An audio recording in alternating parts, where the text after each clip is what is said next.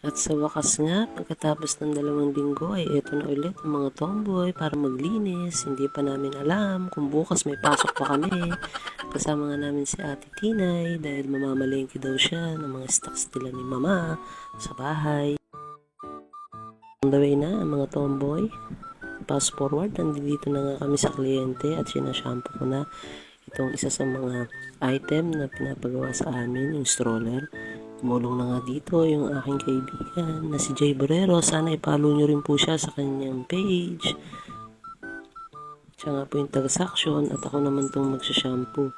Sa ganon, wala po yung mga tirang tubig at hindi na ganun kahirap patuyuin pagkatapos.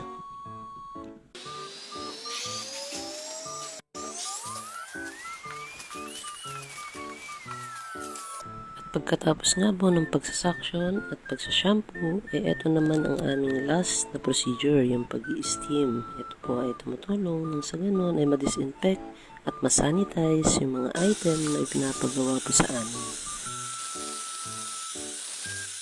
At sobrang init niyan ay hindi mo talaga gugustuhin na matamaan ka ng buga niyan at talagang napakasakit po sa balat. At talagang pagod na ang lola niya, may pahagod pa.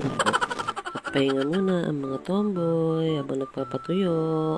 Sana support niyo po kami sa video namin. Bye-bye!